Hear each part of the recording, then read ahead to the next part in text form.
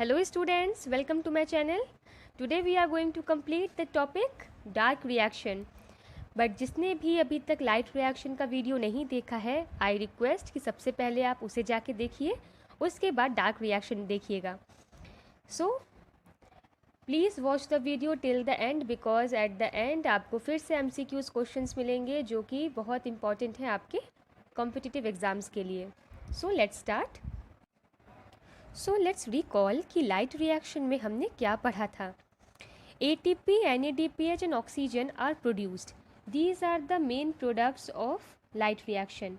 और इनमें से ATP और NADPH ये दोनों ही प्रोडक्ट्स इस्तेमाल होंगे डार्क रिएक्शन में, जो कि कार्बन डाइऑक्साइड के साथ रिएक्ट करके ग्लूकोज का फॉर्मेशन करेंगे. It takes place in the stroma of the chloroplast. Stroma आपको फिगर याद होगा, डायग्राम याद होगा जो हमने लास्ट वीडियो में देखा था. तो स्ट्रोमा में ये पूरा रिएक्शन परफॉर्म होता है डार्क रिएक्शन का. डार्क रिएक्शन के कई और भी नाम हैं, जैसे Calvin cycle, biosynthetic phase of photosynthesis, light independent reaction and PCR cycle of photosynthesis. PCR क्या होता है? Photosynthetic carbon reduction. तो ये सारे नाम आपके डार्क रिएक्शन के होते हैं. बायोसिंथेटिक फेज क्यों कहा जाता है? बिकॉज जो लाइट रिएक्शन के प्रोडक्ट्स हैं ATP एंड NADPH ये इस्तेमाल होते हैं for the synthesis of glucose. Bio means होता है life and synthesis means production या फॉर्मेशन. तो लाइफ को फॉर्म करने के लिए जो भी प्रोडक्ट बनता है, ग्लूकोज बनता है, तो उसमें ATP और NADPH का इस्तेमाल होता है. और इस रिएक्शन को, इस फेज़ को हम कहते हैं biosynthetic phase of photosynthesis. Next is calling biosynthetic phase as dark reaction is a misnomer. Misnomer means dark reaction को डार्क कहना गलत है. वाई? बिकॉज ये अंधेरे में नहीं होता है ये प्रोसेस, बट इसका नाम होना चाहिए लाइट इंडिपेंडेंट रिएक्शन, क्योंकि ये लाइट पे डिपेंडेंट नहीं होता. ये बिना लाइट के भी परफॉर्म हो सकता है, लेकिन अंधेरे में नहीं होता. ठीक है. Now 3 pathways where ATP NADPH are used to synthesize glucose. That means अलग अलग टाइप के प्लांट्स में डार्क रिएक्शन कुछ डिफरेंट होता हुआ 3 pathways से गुजरता है. कुछ होते हैं C3 प्लांट्स जिसमें C3 साइकिल परफॉर्म होता है, कुछ होते हैं C4 प्लांट्स जिसमें C4 साइकिल होता है, और कुछ होते हैं कैम प्लांट्स जहाँ पे कैम पाथवे हमें देखने को मिलता है. तो इसमें क्या क्या चीज़ें स्पेसिफिक हैं इससे हम आगे की स्लाइड्स में देखेंगे. अब प्लांट्स को CO2 कहाँ से मिलता है, यानी कार्बन डाइऑक्साइड एटमॉस्फेयर से मिलता है. एटमॉस्फेयर से कार्बन डाइऑक्साइड स्टोमाटा के थ्रू लीव्स के अंदर एंटर करता है और वहाँ पे लाइट रिएक्शन, डार्क रिएक्शन होता है, और उसके बाद आपको ग्लूकोज मिलता है, यानी प्लांट्स को ग्लूकोज मिलता है. लेकिन सपोज़ किसी को घर बनवाना है, जो कि अल्टीमेट गोल है उसका, लेकिन उससे पहले उसको कुछ छोटे छोटे गोल्स को क्रॉस करना पड़ता है. जैसे कि उससे पहले जॉब लेनी पड़ती है, जॉब में कुछ साल बिताने पड़ते हैं, कुछ अर्निंग करनी पड़ती है, तब जाके उसका अल्टीमेट गोल पूरा होता है. तो सेम वे में प्लांट्स का अल्टीमेट गोल है 6 कार्बन की चेन बनाना. ठीक है. लेकिन C3 साइकिल में क्या होता है कि 6 कार्बन बनने से पहले एक स्टेबल कंपाउंड बनता है जिसे कहते हैं 3 कार्बन कंपाउंड, और वो कहलाता है PGA, फॉस्फोग्लिसरिक एसिड. ठीक है. और C4 साइकिल में 6 कार्बन चेन बनने से पहले एक 4 कार्बन का स्टेबल कंपाउंड बनता है जिसे कहते हैं ऑक्सैलो एसिटिक एसिड, OAA. तो बहुत इंपॉर्टेंट क्वेश्चन है ये दोनों ही फॉर योर MCQ पर्पस कि C3 साइकिल में फर्स्ट स्टेबल कंपाउंड क्या बनता है. तो याद रखना है 3 carbon compound phosphoglyceric acid, and C4 cycle में 4 carbon compound oxalo acetic acid. तो अब देखते हैं C3 साइकिल इन डिटेल. सबसे पहले एक साइंटिस्ट थे मेल्विन केल्विन, जिन्होंने रेडियो एक्टिव कार्बन यानी आइसोटोप ऑफ कार्बन जो 14 है उस पे वर्क किया और एल्गल फोटोसिंथेसिस के रिएक्शंस में देखा कि सबसे पहला स्टेबल कंपाउंड जो बनता है फोटोसिंथेसिस में वो है 3 कार्बन कंपाउंड जो कि PGA कहलाता है। ठीक है, तो इतना बड़ा कंट्रीब्यूशन जो मेल्विन केल्विन ने दिया, इसकी वजह से इसका नाम, इस साइकिल का नाम पड़ गया केल्विन साइकिल। अब नेक्स्ट क्या है, प्राइमरी एक्सेप्टर ऑफ CO2। जल्दी से इमर्ज करो वो फिगर जो लाइट रिएक्शन में हमने देखा था फोटो सिस्टम 1 और 2 का। उसमें सबसे पहले जो 680 नैनोमीटर्स की लाइट फोटो सिस्टम सेकेंड पे पड़ती है, तो वहाँ से इलेक्ट्रॉन्स क्या होते हैं, एक्साइटेड होके हायर एनर्जी लेवल पे पहुँच जाते हैं और वहाँ पे क्या चीज़ प्रेजेंट होती है, प्राइमरी इलेक्ट्रॉन एक्सेप्टर। तो कोई भी चीज़ जब अपनी जगह से हट के दूसरी जगह पे जाती है तो उसको एक्सेप्ट करने के लिए एक कोई कॉम्प्लेक्स, कोई कंपाउंड होता है ना। सेम वे में यहाँ पे भी जब कार्बन डाइऑक्साइड एटमॉस्फेयर से चला आ रहा है स्टोमाटा के थ्रू प्लांट्स के या लीव्स के अंदर, तो वहाँ पे भी कोई एक कंपाउंड ऐसा होगा जो कि उसे एक्सेप्ट करे। तो इसके लिए क्या करना पड़ता है, साइंटिस्ट ने क्या सोचा कि 3 कार्बन का कंपाउंड जो है पहला स्टेबल कंपाउंड है, तो एक कार्बन तो हमको यहाँ से मिल जाएगा CO2 से, बाकी बचा कितना, 2 और कार्बन। तो ज़रूर 2 कार्बन का कोई कंपाउंड होगा जो प्लांट में ऑलरेडी प्रेजेंट होगा, उसके साथ ये 1 कार्बन कंबाइन हो जाता है और वो 3 कार्बन बना लेता है। लेकिन इन्होंने बहुत ढूंढा कि 2 कार्बन का कंपाउंड कौन सा प्रेजेंट होता है प्लांट्स में, बट उनको नहीं मिला। इंटरेस्टिंगली उनको क्या मिला, उनको 5 कार्बन का एक कंपाउंड मिला जिसे कहते हैं 5 कार्बन कीटोस शुगर, जिसका नाम है RUBP या रिबुलोज बिसफॉस्फेट या रिबुलोज डाइफॉस्फेट भी कह सकते हैं। ठीक है, तब इनको समझ आया कि अच्छा ये 5 कार्बन के साथ ज़रूर ये 1 कार्बन कार्बन डाइऑक्साइड का जुड़ता है और ये 6 कार्बन बना लेता है। अब नेक्स्ट क्वेश्चन आया, 6 कार्बन यानी कि 6 कार्बन का चेन। और आपको अगर याद हो ग्लूकोज भी कितने कार्बन्स का होता है, 6 कार्बन का होता है। तो अगर पहले ही स्टेप पे 6 कार्बन बन जा रहा है तो आगे की साइकिल का क्या मतलब, क्योंकि फर्स्ट स्टेप पे ही आपको 6 कार्बन का चेन मिल गया, ज़रूर यहाँ पे ग्लूकोज बन जाएगा। बट नहीं, ऐसा नहीं होता। क्यों नहीं होता, बिकॉज ये जो कार्बन 6 कार्बन का कंपाउंड यहाँ बन रहा है ये बहुत ही अनस्टेबल है। इतना अनस्टेबल है कि तुरंत ही बनता है और फिर 3-3 में ऐसे डिवाइड हो जाता है, 3 कार्बन कंपाउंड 3 कार्बन कंपाउंड में, जिसे हम PGA कहते हैं। ठीक है, तो अब क्या हुआ, ये जितने भी कंपाउंड्स हम देख रहे हैं टोटल 3 यानी 6 कार्बन का कंपाउंड।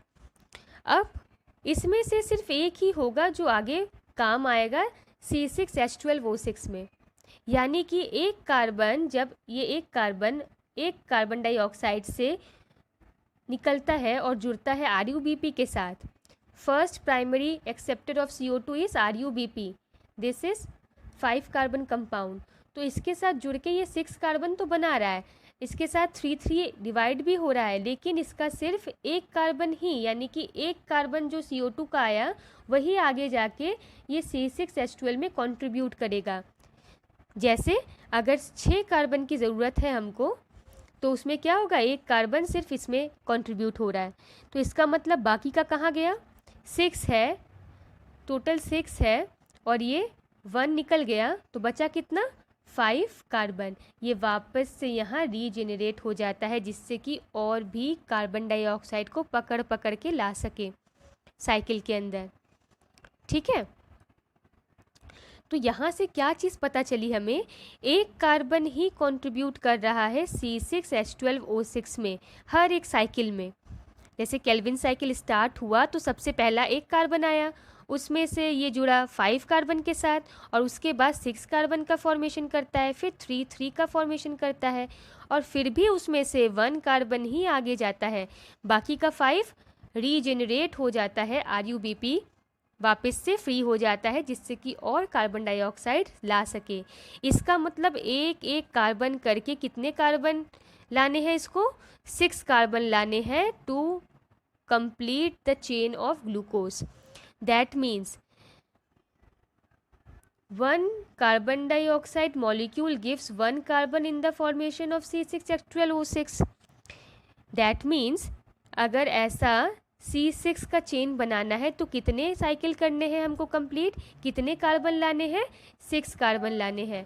तो 6 turns of Calvin cycle is required to form 1 molecule of glucose. क्योंकि 6 कितना है, कार्बन कितना है यहाँ पे? 6 कार्बन की ज़रूरत है ग्लूकोज बनाने के लिए।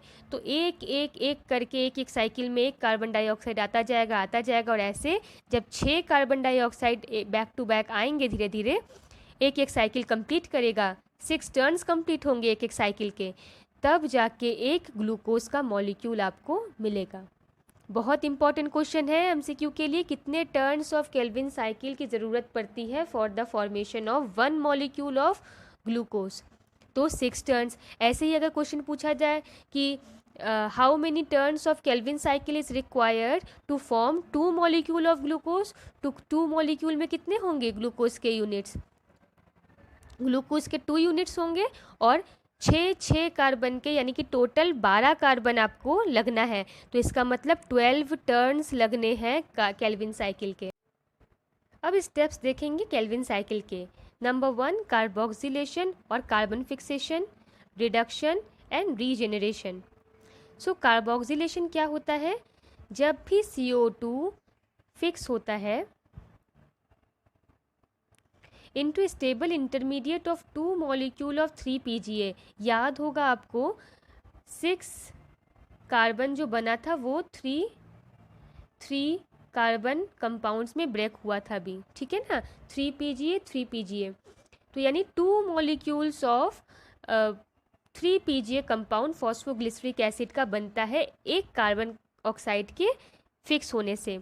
By combining carbon dioxide with A primary acceptor RuBP in the presence of, very important, कि CO2 जब एक्सेप्टर के साथ कंबाइन होता है तो वहाँ पे बॉन्ड का फॉर्मेशन करता है। प्राइमरी एक्सेप्टर कौन है? RuBP, ribulose bis phosphate. तो वो जब बॉन्ड बनाएगा तो वहाँ पे एक enzyme as a catalytic role play करता है।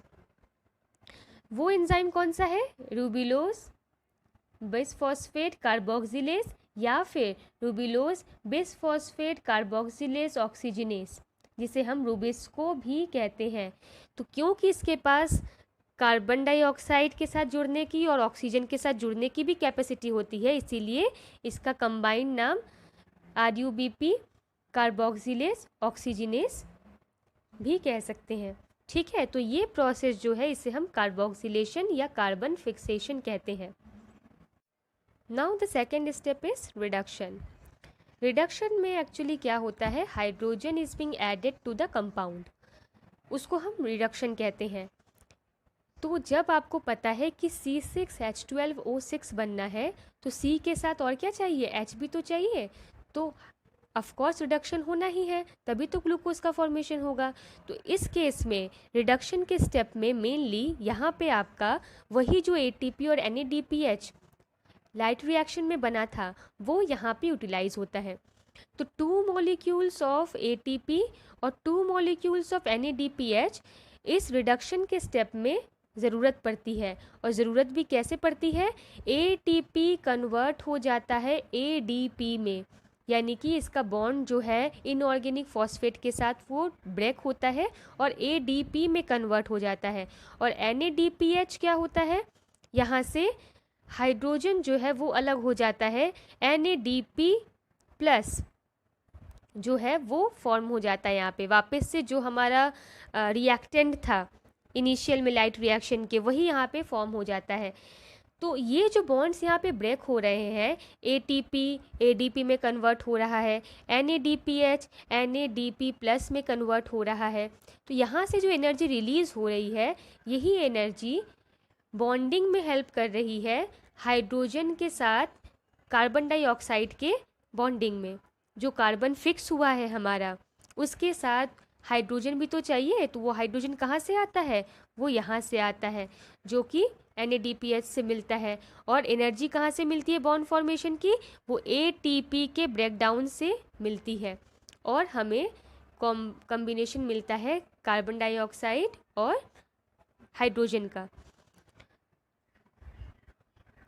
Now third step is regeneration. Regeneration जैसा कि आपको बताया था कि 3 कार्बन जो 3 PGA का है वो तो बनता है, लेकिन इसमें से सिर्फ एक कार्बन होगा जो कि C6H12O6 में कंट्रीब्यूट करेगा एक साइकिल में। ठीक है, तो बाकी के 5 कार्बन क्या हुए, जो कि RUBP वाले हैं, तो RUBP वाले वापस से चले जाएंगे अपनी जगह पे, फिर से नए कार्बन डाइऑक्साइड को एक्सेप्ट करने के लिए फ्री हो जाएंगे वो वापस से। ठीक है, तो इसी को हम रीजेनरेशन कहते हैं। यहाँ पे भी एक ATP का इस्तेमाल हो रहा है और एक ATP 1 ADP में कन्वर्ट हो रहा है। तो टोटल कितने हुए, यहाँ पे 2 ATP इस्तेमाल हुआ, 2 NADPH इस्तेमाल हो गया, और यहाँ पे अगेन 1 ATP। तो टोटल एक केल्विन साइकिल में 3 मॉलिक्यूल्स ऑफ ATP और 2 मॉलिक्यूल्स ऑफ NADPH का इस्तेमाल होता है consume. Now look at the cycle.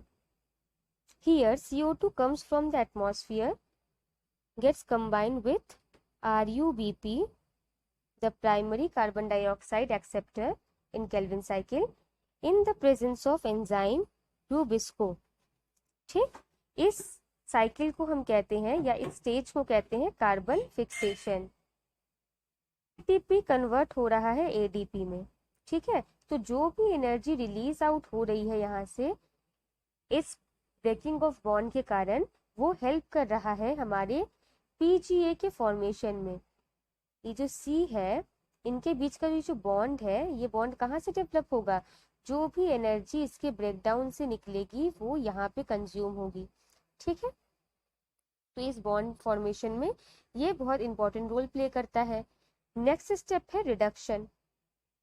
Reduction क्या होता है, हाइड्रोजन का एडिशन।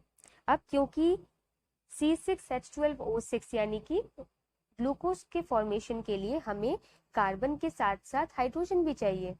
तो कार्बन डाइऑक्साइड तो है, लेकिन हाइड्रोजन कहाँ से मिलेगा, तो हाइड्रोजन मिलेगा हमें NADPH, जो लाइट रिएक्शन से निकला था, प्रोडक्ट था, वो अगेन कन्वर्ट हो रहा है NADP प्लस H+ में। तो ये H+ जाके इनके साथ मिक्स होगा। ठीक है, उसके बाद ये बनाएगा हमारा ग्लूकोज C6H12O6। जितने जितने साइकिल्स कंप्लीट होते जाएंगे एक के बाद एक, तो 6 कार्बन का चेन एट लास्ट हमको यहाँ पे मिलेगा। उसके बाद हर साइकिल के एंड में RUBP वापस से रीजेनरेट हो जाता है, क्योंकि RUBP जो 5 कार्बन कंपाउंड है वो तो फ्री होगा ना, जिससे कि ये CO2 को फिर से ग्रैब कर सके। तो इस दौरान भी यहाँ पे ATP जो है वो ADP में कन्वर्ट हो रहा है। तो टोटल अगर हम देखें तो हम क्या देख सकते हैं, कितने नंबर ऑफ ATP और NADPH एक साइकिल में कंज्यूम हो रहे हैं। तो हम देखते हैं, सपोज ये 1 कार्बन डाइऑक्साइड यहाँ पे आ रहा है साइकिल में।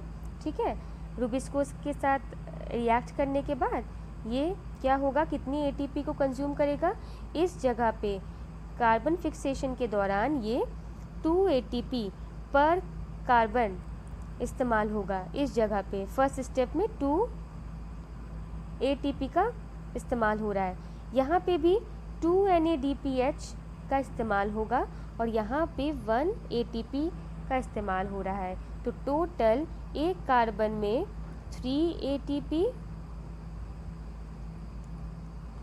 और 2 NADPH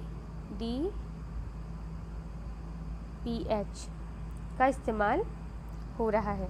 ठीक है, तो इस साइकिल में क्योंकि 3 मॉलिक्यूल्स ऑफ CO2 दे रखा है इस जगह पे, इसलिए 3 के बेसिस पे यहाँ पे हर चीज़ नंबर्स दे रखी है। जैसे 3 मॉलिक्यूल्स है तो एक में अगर 3 ATP का फॉर्मेशन हो रहा है तो 3 मॉलिक्यूल्स में कितना होगा, 3 × 2 यानी कि 6। ठीक, सेम वे में यहाँ पे भी एक कार्बन डाइऑक्साइड में फिक्सेशन के लिए कितना हो रहा है, 2 NADPH का इस्तेमाल, तो यहाँ पे 3 मॉलिक्यूल्स के लिए कितना होगा, 3 इंटू अगेन 2, तो ये भी क्या है 6 है। और यहाँ पे एक का इस्तेमाल हो रहा है तो 3 मॉलिक्यूल्स के लिए 1 इंटू 3 इज इक्वल टू 3। ठीक है, तो अगर हम टोटल देखें कि टोटल एक कंप्लीट ग्लूकोज बनाने के लिए हमें चाहिए क्या, 6 कार्बन की चेन चाहिए, यानी 6 टाइम्स ये साइकिल जो है ये ऐसे कंप्लीट घूमने वाली है, 6 टर्न्स, 6 टर्न्स। ठीक, यहाँ पे हम कंक्लूड कर सकते हैं कि every carbon dioxide molecule entering Calvin cycle 3 ATP and 2 molecules of NADPH are required। तो टोटल 6 कार्बन डाइऑक्साइड की ज़रूरत पड़ेगी एक ग्लूकोज के लिए, क्योंकि एक कार्बन डाइऑक्साइड में से एक कार्बन निकलेगा और वो एक एक करते हुए C6H12O6 का फॉर्मेशन करता है। फिर 18 ATP कैसे आया, अगर एक कार्बन में 3 ATP लग रहा है, ये जो दिखाया हमने एक कार्बन फिक्स करने में 3 ATP है, तो 6 में कितना लगेगा, 6 इंटू 3 18, 18 ADP आउट हो रहा है। फिर 2 मॉलिक्यूल्स ऑफ NADPH पर कार्बन डाइऑक्साइड पे, तो 6 है तो 6 2 जा 12, सो 12 NADPH और 12 NADP में कन्वर्ट हो रहा है। ठीक है, now here some of the C3 plants examples are cereals, oats, rice, wheat, alfalfa, cotton, soybean, sunflower, potatoes, tobacco, sugar beets, eucalyptus, etc. Okay, this is the end of Calvin cycle. Now C4 pathway. Here C4 pathway के लिए C4 plants की जरूरत पड़ती है। C4 plants में leaf का जो structure है उसे क्रेन्स एनाटॉमी कहते हैं। क्रेन्स यानी कि रेथ, रेथ मीन्स जिस तरह से माला या हार देखते हैं ना हम, उसमें बीड्स लगे होते हैं मण के, सेम वे में यहाँ पे भी इस तरह का एक स्ट्रक्चर दिखता है। तो सबसे पहले लीफ का क्रॉस सेक्शन देखेंगे, तो ये सेल्स क्या है, ये सब आपके है मेसोफिल सेल्स। ठीक है, मेसोफिल्स, इसको स्टार्टिंग में ऐसे पेलिसेड मेसोफिल सेल्स होते हैं, नीचे ऐसे spongy mesophyll shell circular form में। इसके बाद यहाँ पे एक इम्पॉर्टेंट स्ट्रक्चर है जिसे कहते हैं बंडल शीट सेल, ये जो आपको यहाँ पे दिख रहा है। ठीक है, सर्कल फॉर्म में।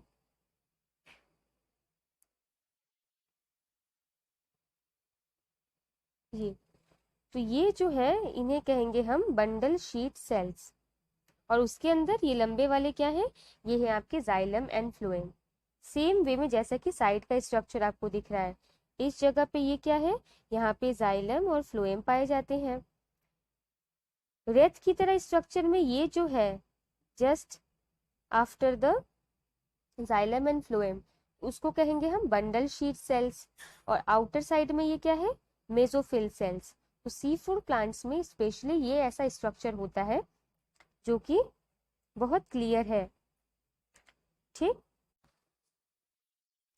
अब C4 प्लांट्स में प्राइमरी एक्सेप्टर कौन होता है, हमने केल्विन साइकिल में देखा, C3 पाथवे में देखा कि primary acceptor of carbon dioxide is RUBP, but here what happens, it is a 3 carbon molecule. RUBP क्या था, 5 कार्बन मॉलिक्यूल, तो यहाँ पे 3 कार्बन मॉलिक्यूल पाया जाता है जिसे कहते हैं phosphoenol pyruvate, PEP, Pep, and is present in the mesophyll cells. ठीक है, अब C4 प्लांट्स में थोड़ी सी दिक्कत क्या होती है कि RUBP मेनली हायर एफिनिटी होती है इसकी CO2 के साथ, और लोअर एफिनिटी होती है O2 के साथ। यानी कि अगर एटमॉस्फेयर में CO2 की मात्रा ज़्यादा है एज कंपेरिजन टू O2, तो वो बड़े आसानी से जाएगा और RUBP अटैच हो जाएगा CO2 के साथ। कार्बोक्सिलेशन करेगा। लेकिन इन केस जब एटमॉस्फेयर में कार्बन डाइऑक्साइड और ऑक्सीजन की संख्या ऊपर नीचे हो, यानी कि ऑक्सीजन थोड़ा सा ज़्यादा हो, कार्बन डाइऑक्साइड कम हो, या फिर ऑलमोस्ट दोनों इक्वल हो, उस केस में आरयूबीपी क्या कर सकता है कि वो O2 के साथ बाइंड कर जाए, और इस कंडीशन को कहते हैं फोटो रेस्पायरेशन, जो हम किसी और वीडियो में देखेंगे डिटेल में।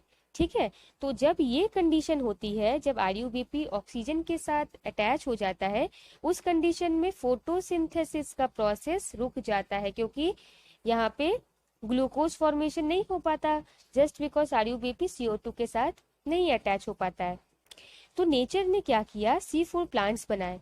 अब C4 प्लांट्स में क्या होते हैं, पेप प्रेजेंट होता है, जो कि कम से कम मात्रा में भी अगर प्रेजेंट हो CO2 एटमॉस्फेयर में, तो उसके साथ जाके बाइंड कर जाता है और आगे का प्रोसेस कंटिन्यू करता है। ठीक है, तो ये इसीलिए पेप की बहुत बड़ी खासियत है कि वो वहां पे काम करता है जहाँ पे CO2 की मात्रा कम होती है एज कंपेरिजन टू ऑक्सीजन। तो यहाँ पे पेप जो है वो 3 कार्बन कंपाउंड है, CO2 से एक कार्बन आता है, और यहाँ पे जो स्टेबल फर्स्ट प्रोडक्ट बनता है C3 में, याद करो फर्स्ट स्टेबल प्रोडक्ट बनता है PGA, फॉस्फोग्लिसरिक एसिड। यहाँ पे फर्स्ट स्टेबल प्रोडक्ट बनता है OAA, ऑक्सैलो एसिटिक एसिड। यानी कि वही सेम कहानी है कि हम अल्टीमेट गोल पे पहुंचने से पहले छोटे छोटे गोल्स को कंप्लीट करते हैं। सेम वे में यहाँ पे भी अल्टीमेट गोल क्या है, ग्लूकोज का फॉर्मेशन।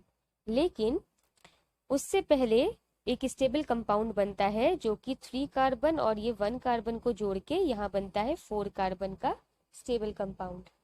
ठीक है, लेकिन यहाँ पे भी सेम प्रोसेस, इस 4 कार्बन में से भी सिर्फ एक कार्बन जाता है और C6H12 में कंट्रीब्यूट करता है अपना। तो बाकी के 3 कार्बन कहाँ जाते हैं, बाकी का 3 कार्बन वापस से रीजेनरेट हो जाता है।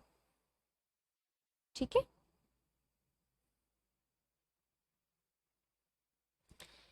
यहाँ पे some of the C4 plants जो एग्जाम्पल्स दिए हैं वो है corn, sorghum, sugar cane, millet, maize, switch grass etcetera.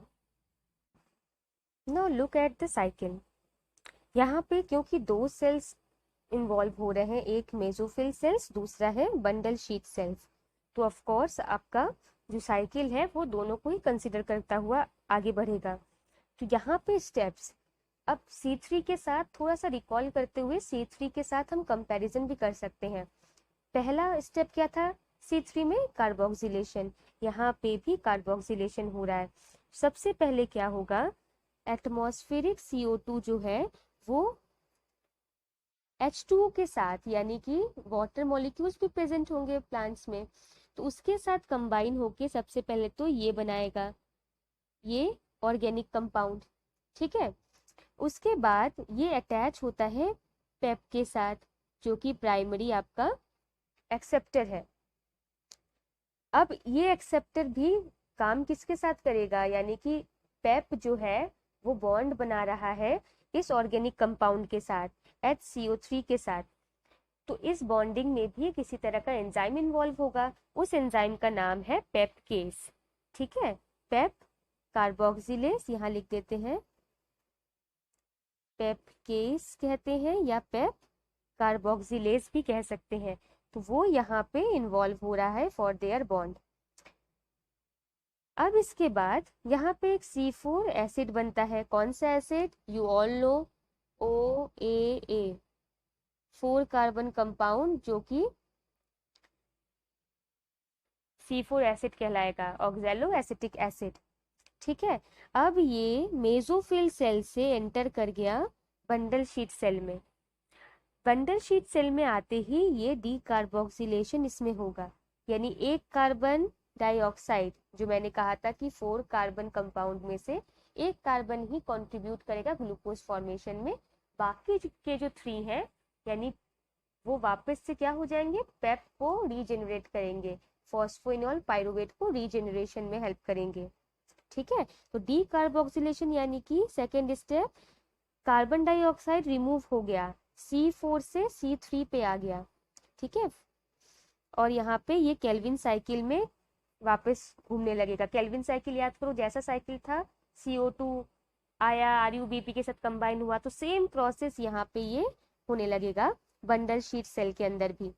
अब C3 साइकिल जो है वो वापस से ऊपर आया, मेसोफिल सेल में रीजेनरेट हुआ और अगेन अवेलेबल हो गया यहाँ पे कि वो और कार्बन डाइऑक्साइड को पकड़ के लाए और सेम सर्कल कंप्लीट करे, ठीक है।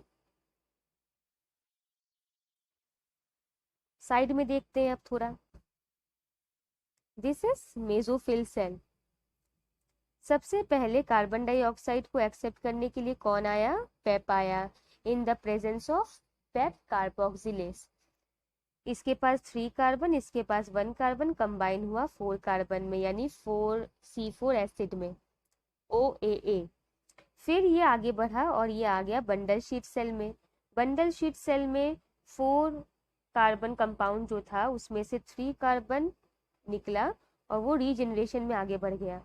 लेकिन जो 1 कार्बन है वो RuBP के साथ जुड़ता है और C3 साइकिल को परफॉर्म करता हुआ ये C6H12O6 को बनाता है, यानी ग्लूकोज बना लेता है, ठीक है। बहुत इजी है। Now CAM pathway, crassulacean acid metabolism. ये मोस्टली उन प्लांट्स में होते हैं जो डेजर्ट में रहते हैं, या से हम कहते हैं जीरोफिटिक एडेप्टेशन जो फेस करते हैं, ठीक है। तो कैम फोटोसिंथेसिस में ये कुछ स्टेप्स हैं जिनको याद करने की जरूरत है। डेजर्ट में क्लास 10th में आपने पढ़ा था कि डेजर्ट प्लांट्स कब स्टोमाटा ओपन करते हैं? रात के समय। क्यों? क्योंकि दिन के समय करेंगे तो ट्रांसपिरेशन के थ्रू एक्सेस वाटर लॉस हो सकता है जो कि प्लांट्स बियर नहीं कर सकते, इसीलिए रात के टाइम इसका स्टोमाटा ओपन होता है। कार्बन डाइऑक्साइड नाइट टाइम में ही एंटर करता है प्लांट के अंदर और वो स्टोर हो जाता है।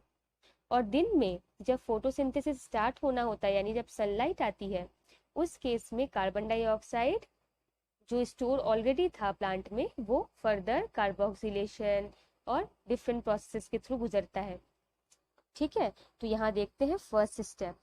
Cam photosynthesis begins at night when plant stomata open. CO2 is diffused into the cytoplasm of CAM mesophyll cells. तो CO2 कहाँ आ गया? मेसोफिल सेल्स में आ जाता है, ठीक। सेकेंड स्टेप पे पेप, यहाँ पे भी फॉस्फोइनॉल पायरुवेट प्रेजेंट है मेसोफिल सेल्स में।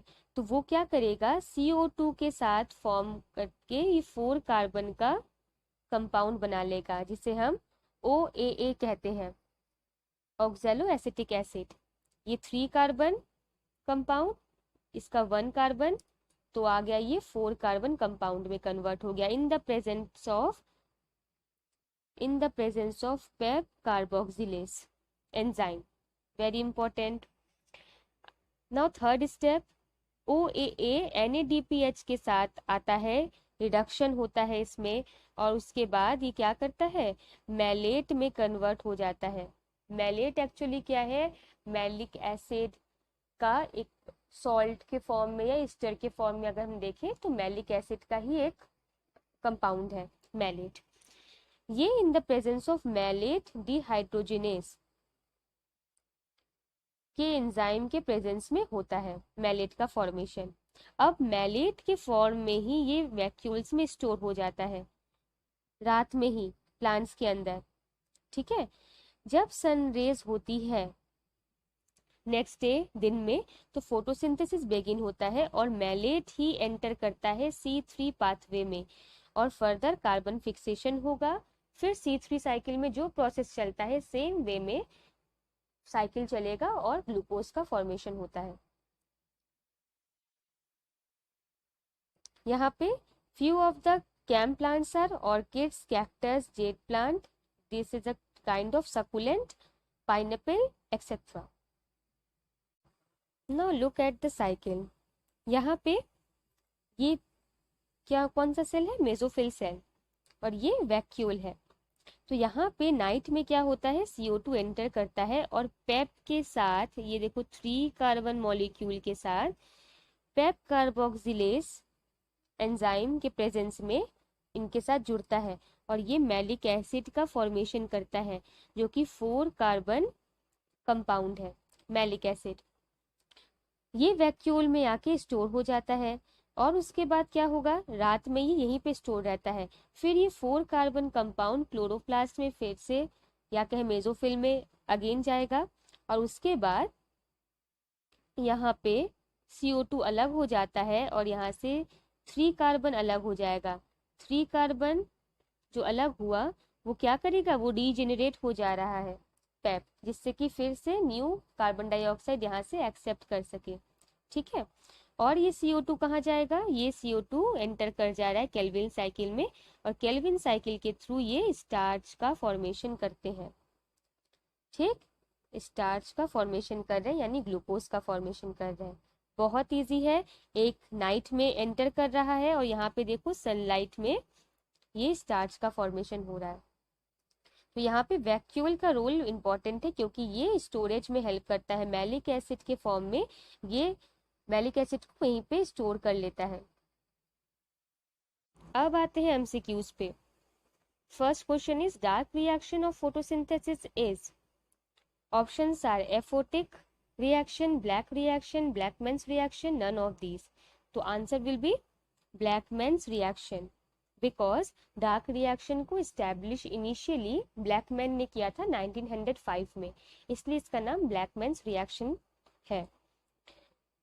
Second, first stable product of Calvin cycle has, जल्दी से रिकॉल कीजिए, केल्विन साइकिल में फर्स्ट स्टेबल प्रोडक्ट क्या बनता है, PGA 3 कार्बन कंपाउंड। तो यहाँ पे हम ऑप्शन लगाएंगे 3 carbon molecule is the right answer.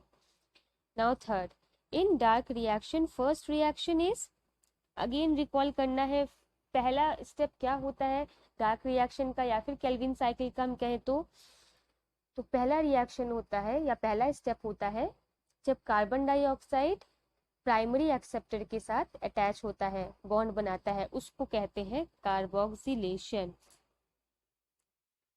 Answer 1 is correct.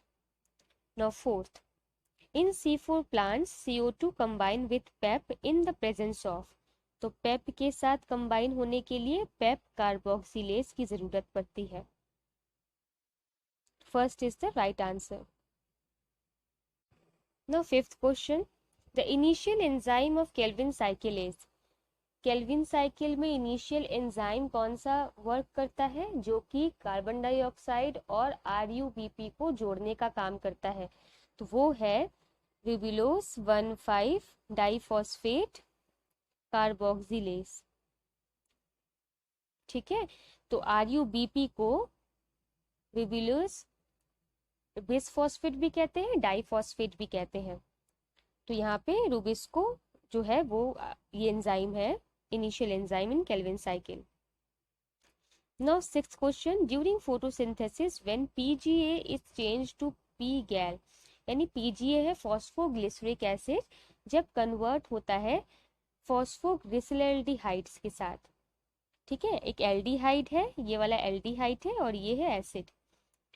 Which of the following reaction occur, तो आपको थोड़ा सा केमिस्ट्री में जाना है कि कार्बोक्सिलिक एसिड का सिंबल क्या होता है, COOH। ठीक है, और एल्डिहाइड का क्या होता है, CHO। तो यहाँ पे क्या है, एक O की कमी है ना, इसमें एक O की कमी है, तो PGA कब एल्डिहाइड में कन्वर्ट होगा, जब इसमें से एक ऑक्सीजन हम हटा देंगे, तो उसको हम क्या कहते हैं, उस रिएक्शन को, इसको कहा जाता है reduction. So the answer will be reduction. Seventh question, how many Calvin cycle form one hexose sugar, one hexose यानी कि C6H12O6। हेक्सेन हेक्सोस हम इस्तेमाल करते हैं 6 के लिए, तो 6 कार्बन का चेन जो होता है वो 1 हेक्सोस मॉलिक्यूल है। तो केल्विन साइकिल में वो ग्लूकोज का एक मॉलिक्यूल कब बनेगा, कितने राउंड में, 6 राउंड्स में 6 turns will be required to form 1 molecule of glucose. 8th question, Calvin cycle occur in, very easy answer, in chloroplast, stroma में mainly. Now 9th question, during dark reaction of photosynthesis, options are water split, CO2 is reduced to organic compounds, chlorophyll is activated, and D is 6 carbon sugar is broken into 3 carbon sugar। तो dark reaction में water split नहीं होता, वो तो आपका light reaction में होगा। CO2 is reduce to carbon organic compounds, तो यहाँ पे आपको याद होगा वो रिएक्शन जहाँ पे CO2 जो है वो वाटर मॉलिक्यूल के साथ कंबाइन होके HCO3 आयन का फॉर्मेशन करता है, तो ये आंसर करेक्ट है। CO2 is reduced to organic compounds। Now 10th question, which part of the photosynthetic process does not require light and temperature dependent? तो लाइट इंडिपेंडेंट रिएक्शन किसे कहते हैं हम? ब्लैकमैन्स रिएक्शन को, जिसे हम डार्क रिएक्शन भी कहते हैं, ब्लैकमैन्स रिएक्शन भी कहते हैं, केल्विन साइकिल भी कह सकते हैं, और PCR भी कहते हैं, photosynthetic carbon reduction cycle of photosynthesis. ठीक है, तो सबके नाम यही है, लाइट इंडिपेंडेंट रिएक्शन के सब नाम है। Now 11th question, in C3 plants the first stable product of photosynthesis during dark reaction, C3 plants में first stable product is 3-PGA। Now 12th one, for the reduction of 1 molecule of CO2 with water, the energy required is, answer will be 110 kilocalories। So this is the end of dark reaction. If you like it, then please like and share the video and subscribe my channel. Thank you.